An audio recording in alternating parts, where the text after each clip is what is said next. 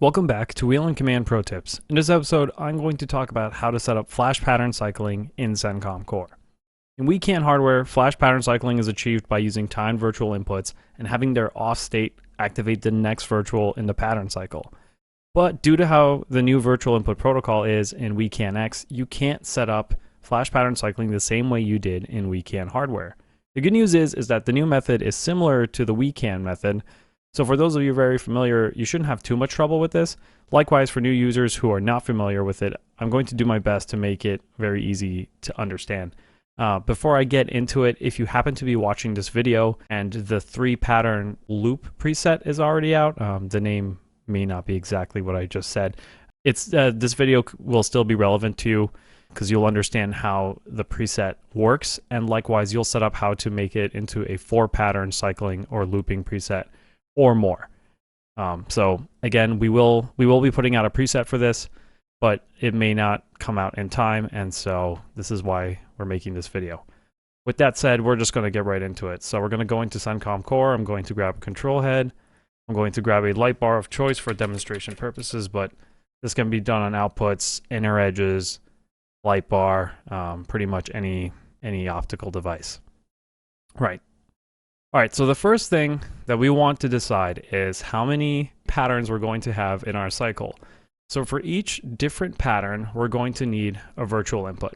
So I'm going to demonstrate a 3-pattern cycle right now. So I'm going to create 3 virtual inputs. I'm also going to name these just to make it easier on myself. So the first one I'm going to call loop 1.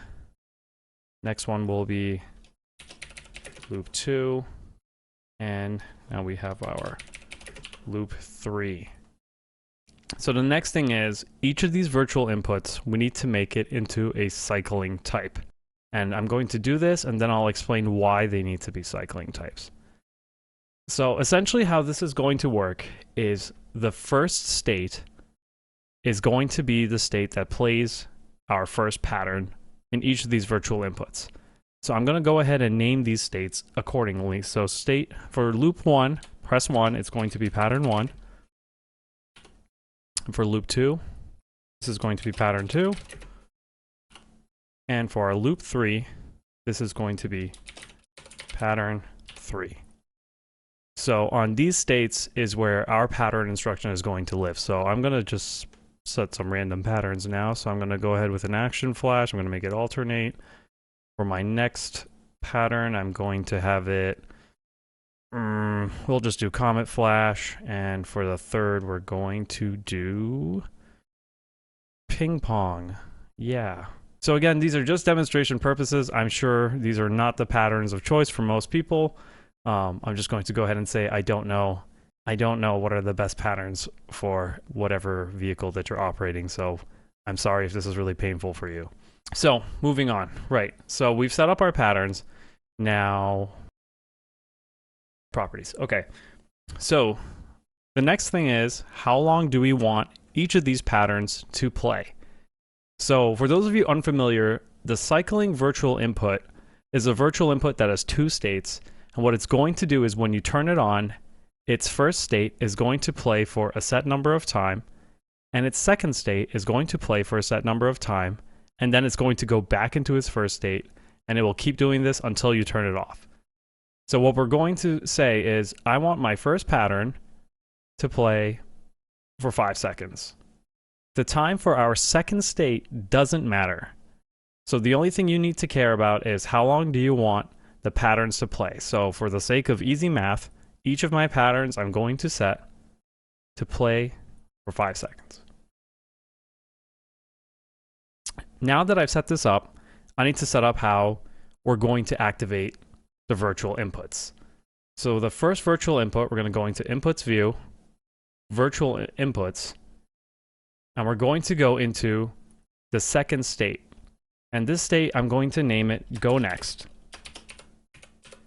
That's because when we go into this state, it's going to activate the next cycling virtual input. So with loop 1 selected, I'm going to set so that when we go into press 2, the Go Next state, we are going to set the next pattern to pattern 2. So that's saying that when this goes into the second state of its cycle, it's going to activate our next pattern right away.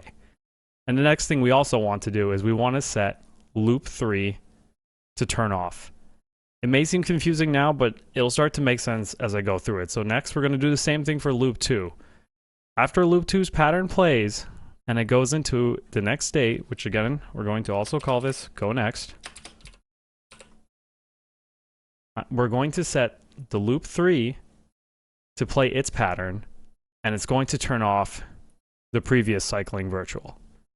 And again, we're going to do the same thing for loop 3. So loop 3 goes into its next press, which we call go next.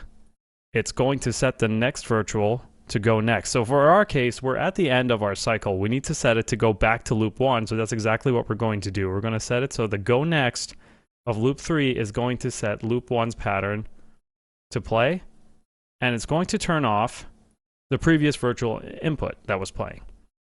And so now we have it all set. The way this is set up right now is this is going to continuously cycle until we turn it off. And so now the last thing we need to do is decide how we actually want to start our cycle. So I'm just going to pick switch 9 here, and I'm going to choose the first pattern, which would be my loop 1, and I'm going to set it to pattern 1. So when I press switch 9, it'll start playing the first pattern in my cycle, and then the virtuals will do their thing, and it will go through the cycle. And then lastly, I want it so that when I turn off the switch, we're going to set all of these to off to stop the cycle. So what if we want to do a 4 pattern? Well, we're going to use the same logic. We need another virtual input because we want 4 patterns now, and this virtual input needs to be a cycling type.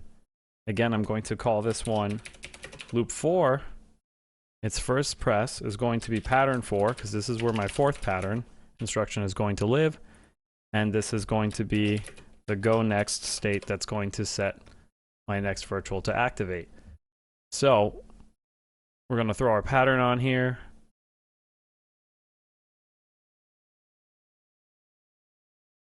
California triple flash, that's what we're going to go with.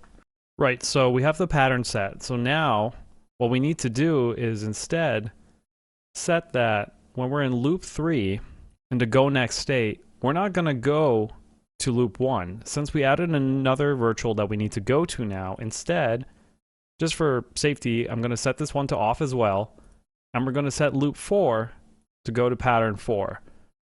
So now what that says is when we get into this virtual input, its first state that's going to play my pattern for 5 seconds is going to run, and then when it gets to the go next state, it's going to turn on this virtual input. I forgot to set this for 5 seconds, so I'm going to do that right now.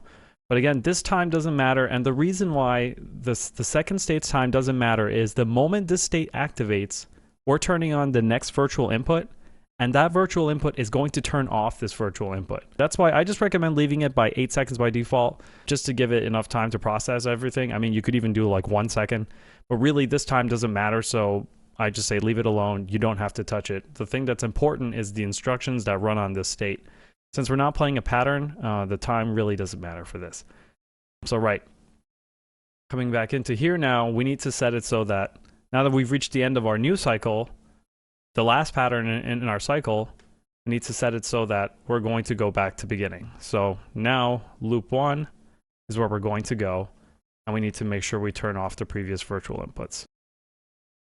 And so now the last thing we need to do is go back in and set it so that switch 9's off state is also going to turn off our new looping virtual. And now we're all set. So this is how you set up flash pattern cycling, or looping if you will, in CenCom Core. Thank you for watching, and please stay tuned for more Wheel and Command Pro Tips.